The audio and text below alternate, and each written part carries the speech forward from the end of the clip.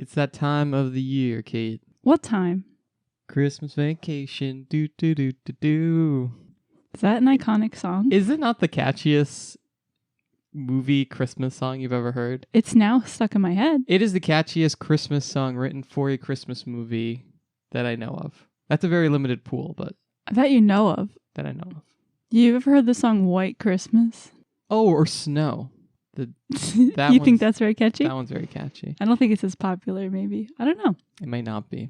Hey, everybody, and welcome to Popping Into Movies. I'm Jared, And I'm Kate. and we're kicking off our Christmas holiday with a classic that I don't think Kate has seen, and I had a little bit of fondness for, National Lampoon's Christmas Vacation. A lot of things were cleared up for me today watching this movie. Was it cleared up why it's called Christmas Vacation, even though the Griswolds stay home the entire time? Well, British people, don't they call any kind of break a Holiday. vacation? They call it a holiday. Oh, whoops. So is that what this movie's titled in England? National Lampoon's Christmas holiday. It might be.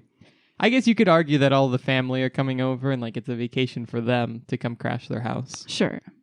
And also the National Lampoon part, I just didn't care to know why. I that was most interesting. Before we started watching, it was like, I always take it for granted it's called National Lampoon's movie, whatever the movie is.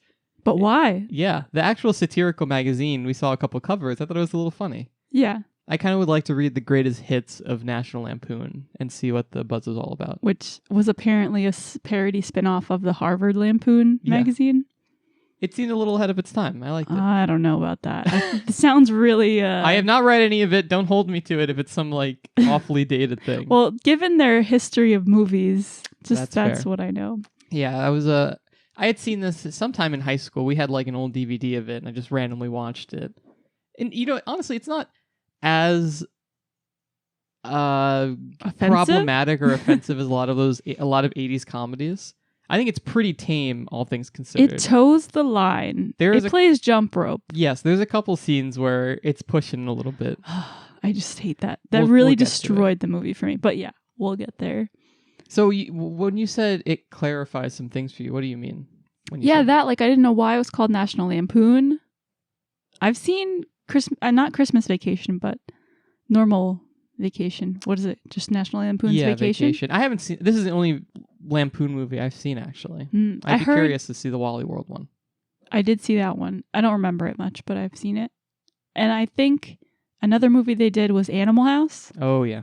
That's probably their worst offense in timeliness. Yeah, of aging that's very well.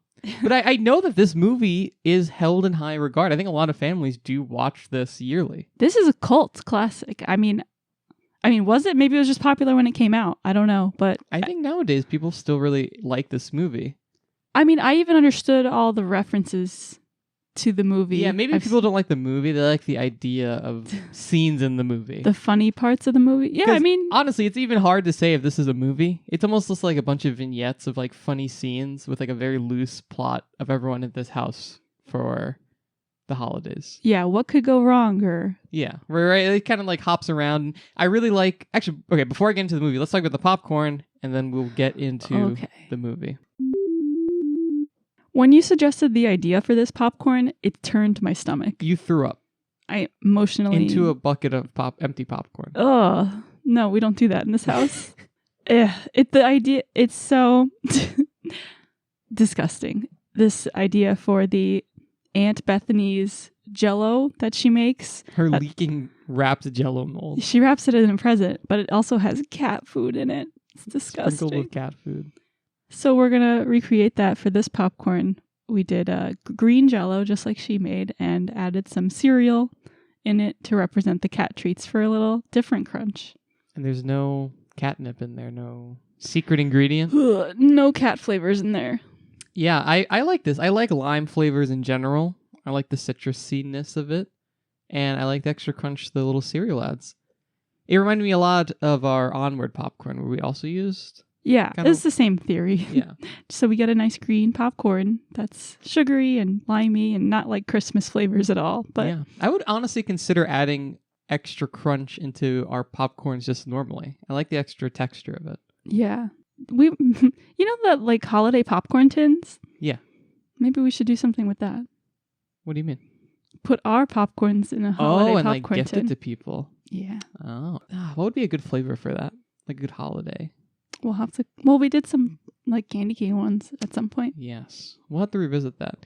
Maybe that would be like, you know how there's like the Boy Scout ones with like 3 flavors in That's one what tin? I mean. Yeah. Like we'll do a month of popcorn flavors and then do like a tin with 3 different flavors in it, and like combine them all And Christmas flavors. in Christmas flavors.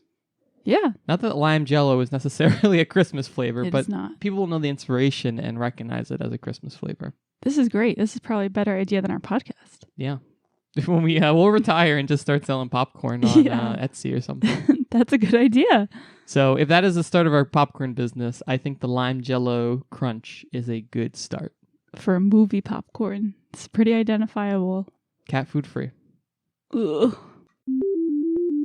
So I had forgotten that this movie starts with a little animated bit, and I think that's super good at setting the tone for the movie, because this is essentially, I feel, a cartoon brought to life. Yeah, I see that. Right? Everything in this movie is super exaggerated and turned to 11 and goofy. I'm curious, did you expect it to be as silly as it was? I was going to say that. I don't think I did. It was way more over the top than I thought it was going to be. But then it brings it back. There's times where it's very serious and heartfelt. So it's a little bit confusing for me. Yeah, I think you have to just I think that's why people like it a lot. You can just kind of roll with it, and it's just goofy. It doesn't take itself too seriously. It almost seemed like, oh, we'll write this part for the men, and then we'll write this part for the moms. Yes. All right. Well, I want to highlight a couple of my favorite scenes, and then and as we go through it, I think we'll get to the questionable bits of it. I think them hunting down the tree and walking through the wilderness is such an iconic opening of the movie. That was good. And like the heavenly... The road rage? Oh, the road rage scene and like the light on the perfect tree is great. Yeah. And I feel like it establishes the whole family really well, right? You have like kind of the annoyed teenager, the like idealistic son, Clark, who is... I don't know if he's a good person or not. Is he genuine about wanting to like do this family thing, or is he putting on an act? Everyone says that out loud to him, right? Like, you're such good intentions, You're so Clark. good. But he seems like a horrible person. Yeah. I mean, that's established in the Vacation movie. Okay. Yeah, that's the thing. I don't think there's continuity between them, but maybe the character of Clark and his wife Ellen, those are consistent, I think, between all of them. Yeah, I was a little confused because we are supposed to think that he's a nice guy and doing this for his family, but everything he does is insane. Kind of wants to make himself It's sort of like, feel like he's a good person. but he's a cartoon of a person. Yeah. And again, maybe we're probably reading into it.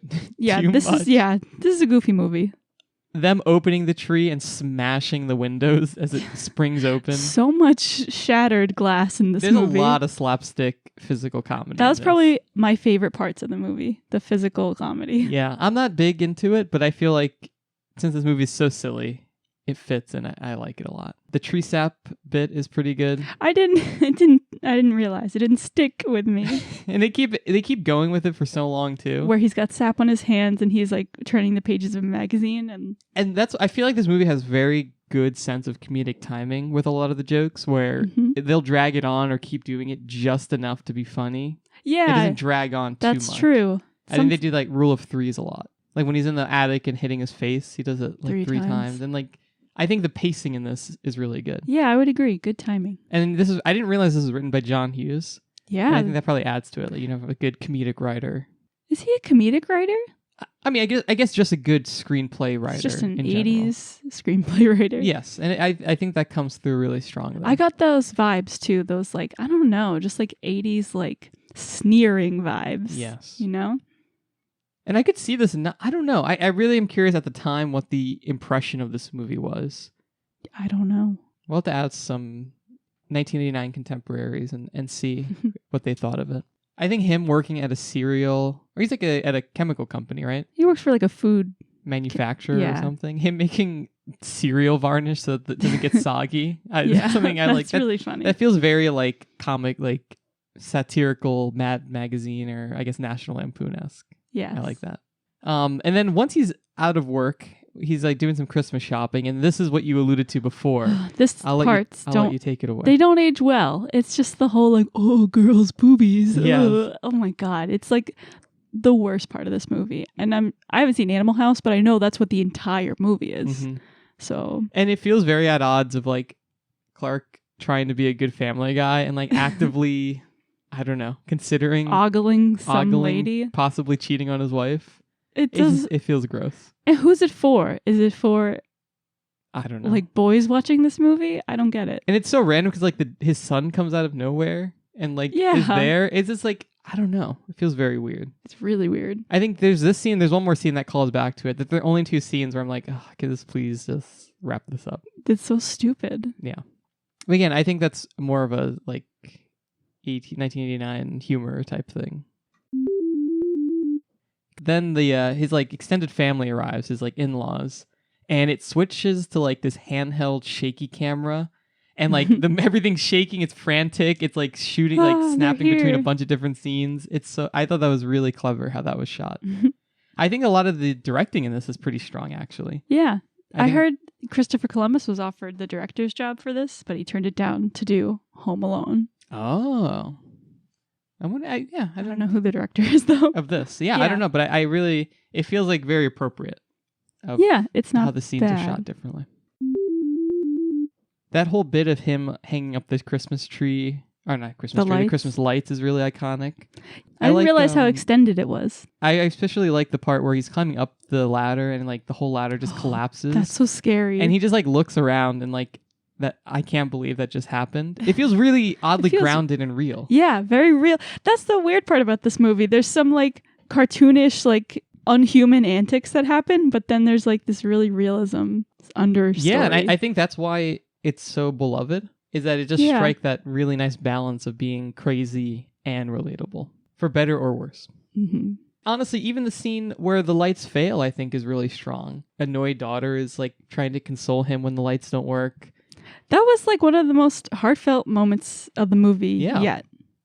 Like, just really reinforcing how his father-in-law really hates Clark. That's such really a jerk funny. The entire movie. Yeah, that's just their character. But I think that failed light scene is probably the closest thing we get to like a heartwarming Christmas moment.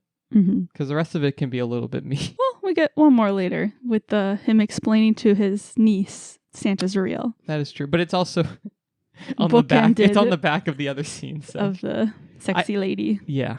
And then I don't have anything written for a little while. I just have Evian water written down. Oh, well, I had that note too, but right before it, I wrote the mink coat in the attic. Oh, the whole attic scene. I forgot about that. He gets trapped up in the attic because he's hiding presents up there. And Doris Roberts, who's his mother-in-law, closes the attic door. So he's trapped up there, which, do you think that could really happen? No, I don't think so. I'm sure you could just sit on it, right? What's the difference between... It's like being stuck in a trunk. I bet there's like a safety mechanism. But I mean, if you're just pulling a chain to pull down the thing, why couldn't you just push down on it? Yeah, I don't know. Yeah, it's just silly. So he gets locked up there. He has to go through an old trunk and put on vintage old lady mink coats. And then he finds his like little family albums. And he's... Oh, yeah. You're right. That is a good, I guess... Like redeeming quality of his. Yeah, trying to make him think or make us understand why he wants to recreate this family Christmas. A perfect Christmas. But then also some of the people in that video look annoyed and like it's weird. It's like that rose tinted glasses where like he's a kid and he loved it. He remembers it being great. Also, weirdly, I noticed in that video that uncle who smokes the cigars is there at his family Christmas party. But later when they come in the house and stuff to the present day Christmas event, they're like almost seem that they're his wife's family. Yeah, a lot of the family. I wasn't sure who Eddie was. Like a lot of the family relationships aren't totally clear. It's not clear who's. I got to watch it a couple times to really understand the Griswold family tree. At the end, I think they do say that he's his cousin-in-law. Oh, yeah. So it's the wife's cousin. Cousin Eddie's in Christmas. I said it again. Just the normal vacation movie. Regular vacation. Yeah, so we would have known. Oh. Evian water. Evian water. Real nice callback. It all comes back to the Parent Trap in some way. There was another movie we did where a fancy person drank Evian water. Yeah, it was just like, I guess the early 90s, late 80s, like a status symbol. Drinking Evian water. Oh, Evian water. The Louis Marie Dreyfus? Julia Louis Dreyfus. Thank you. Her whole shtick being the uptight neighbor is pretty good. I liked that. It was funny. They're used, I think, just the right amount. At one point, they say, oh, what was it? I know we didn't get a Christmas tree because they're dirty, messy, corny, and cliched, but should we have? Yeah, it's like they're jerks, but it also feels like a little relatable too. I don't think they deserve the terror No, that no. they've been rained Not to on. that extent. The icicle missile through their window probably was enough. Ruining their CD player. And then once Cousin Eddie shows up, his like RV live-in cousin-in-law, that's kind of where things all go downhill after that. It gets real crazy. Real crazy. And Cousin Eddie's played by Randy Quaid, who's Dennis Quaid's brother. Oh, he looked familiar too. A lot of familiar faces in this movie in general. Mm-hmm. And I like that Cousin Eddie is a good element to this movie because I feel like Clark is kind of the crazy guy for the first half of the movie. Mm-hmm. But then Eddie is so crazy that it gives like... Now Clark's a straight man. Clark's a straight man. It gives a nice like contrast to his character. I would agree. And I think it's another callback to Christmas Vacation. Regular Vacation. Oh my gosh. Sorry. Yes. Regular Vacation. They did the same thing. I like Eddie and I like his whole family, I think is really good. Yeah. They're so crazy, but you don't mind because you're not trying to empathize with crazy Eddie. Yes. And they're just like that kind of naive, ignorant niceness to them. Yeah. But they're still jerks. They are. Everyone's a jerk in this movie. Then we get to what might be my favorite goofy humor with the sledding scene. This is literally my favorite scene in the movie. I was cracking up. This is the popping moment for you? This was the popping moment for me. I think I agree with you. So he starts waxing down his sled with the special Pam spray that's 500 more times less friction than cooking oil. 0 calorie too. Yeah. And he just shoots off like flames are behind him. Just the abruptness of the explosion of the sled as soon as it hits the snow is incredible. It's hilarious. I like seeing an old Walmart. There's something, I don't know, cozy about old stores. Old department stores or something. That is weird. I liked it. Oh, speaking of Walmart, right after that scene, there's then there's that nice moment with the daughter. Yeah, skipping daughter. Over the boobies scene over, part 2. Kind of then he has a very nice scene. heartfelt moment with his niece about Santa. Yes. And then that transitions into the scene in the Walmart where they're shopping and they're offering to buy gifts for them. That was a sweet scene between the two of them. I like their kind of antagonistic but friendly relationship that Clark and Eddie have. It's good. Yeah. It's not like the whole movie Clark is trying to avoid Eddie. He just kind of takes it. Yeah. I like that. And they jab at each other and it's funny. Yeah. So then we kind of get Christmas night. And so the only new characters that enter on Christmas are the aunt and uncle, Beverly, and I don't know his name. Yes. Did you know Aunt Beverly in real life is the voice of Betty Boop? Really? Yeah. She does have a very iconic voice. And Olive Oil from Popeye. Ah. Cute, right? Do you think she was known in 89? Was that closer to when those aired that people would have known that? Yes. And she sounds just still like normally like Betty Boop in her everyday speaking voice. And we get a disgusting Christmas dinner. Yes. Well, just real quick, our popcorn inspiration is here where she wraps items in the house as Christmas gifts. One of them is a Jell-O mold and the other one is the cat in the box. I thought that was funny. I liked it. I don't know why it's so funny to terrorize this poor cat, but and then the way this cat's what happens to this cat's there's so much crazy things that happen this Christmas night. I think that the turkey exploding into gas, that's pretty iconic. I've seen that in part in this movie. And them there's like dunking the turkey into the water glass to try to moisturize it a little bit is real good. Just a lot of dry turkey. The cat exploding after chewing on the Christmas lights. I was reading that they were going to cut that, but someone begged for it, and then the audience just said that was their favorite part of the movie. Just evaporated on the carpet. I had to ask, like, wait a minute. Did it run away? Dead? Or I just wanted to mention real quick before we leave Christmas dinner. He announces at the end of dinner that he heard that Santa's on his way to New York on the radio or whatever, and the kids get all excited. And then Cousin Eddie's like, "Are you serious, Clark?" You serious, Clark? Oh, that so was good. funny. There's a lot of little like gags in the background on that Christmas night that I really enjoy. Yeah. Clark not getting his bonus kind of makes him go crazy. And the tree explodes. Oh, and the tree. The tree burns. The uncle smoking the cigar blows up the tree. Just really a lot of bad stuff happens to. This to is Clark where there. it really amps up in craziness. Yes, and he kind of like rants and accidentally suggests to Eddie that he should go kidnap his boss, which he leaves to do. Mm-hmm. But then Clark like cuts down a tree in front of their yard. He's just going crazy with a chainsaw knob on the railing and stuff. Which is a reference to It's a Wonderful Life. Oh my God, you're right. Mm-hmm. That's a good callback. Because he has to fix the knob. Yeah.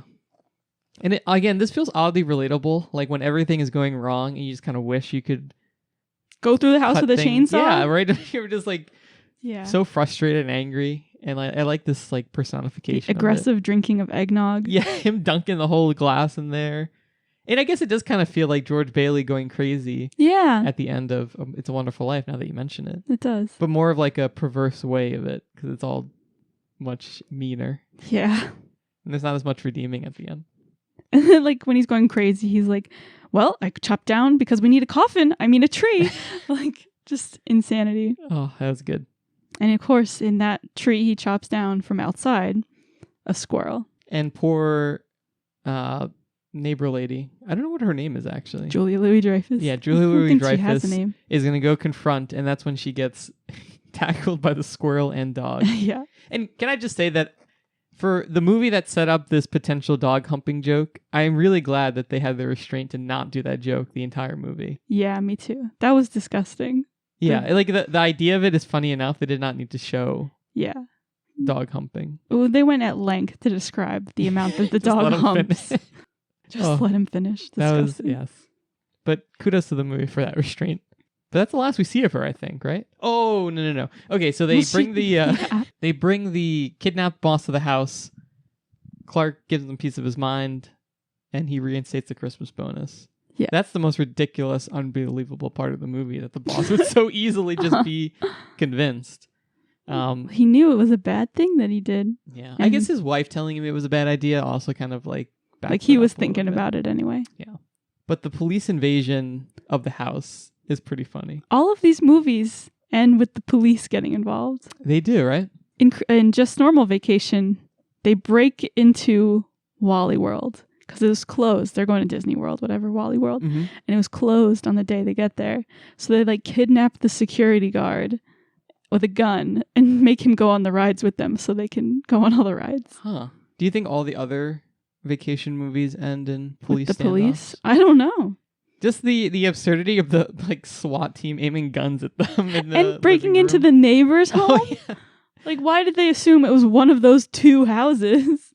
Oh, but I think it's a pretty good climax of the movie. Mm-hmm. And luckily, no one is charged or harmed at the end of it. It was all for the best. Yeah. And you get I like exploding Santa going into the sky from the gas from the whatever sewage is pretty good. They finally pay Yeah. off that joke at the very end, which I They think were is nice. Hinting at that the whole time. And you get kind of a more or less happy, heartwarming ending about Christmas. I mean, how do you feel about this? Do you think this is... How do you feel about this as a Christmas movie?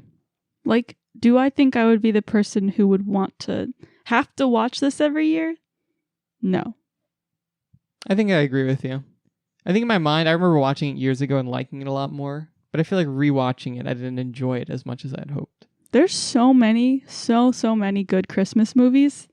I get this one, and I don't mind watching it. It's just not on the top of my list. I'm glad we watched it. I think I'd like to watch it every few years, but it's not like, oh, it's Christmas. I really We want to have to watch National Lampoon. There's families out there that have National Lampoon themed Christmases. Yeah. It's a big deal. Yeah. I think I respect it as a movie of the time, but I just feel like now I don't feel like watching it all the time. Yeah. I think if I maybe grew up watching it, it would be like Yeah, one of it would be those different. ingrained movies. I never watched it. Are you glad you at least watched it? Yeah, I guess I'm glad I watched the whole thing all the way through. Yeah. I think it's worth watching at least once. For sure. And if you're really into slapstick late 80s comedy, then maybe it's for you every year. I'd watch it again just for the sled scene. Yes, yeah, I'll watch the slide. Oh, all right. So that's going to be the first Christmas, holiday, December episode. I think it's off to an okay start. Merry Christmas. Yeah, Merry Christmas. Let us know if National Lampoon Christmas vacation is one of your family's yearly traditions or not. Yeah. And then we'll be back in a week with another holiday-themed episode. Here we go again. We're doing Mamma Mia?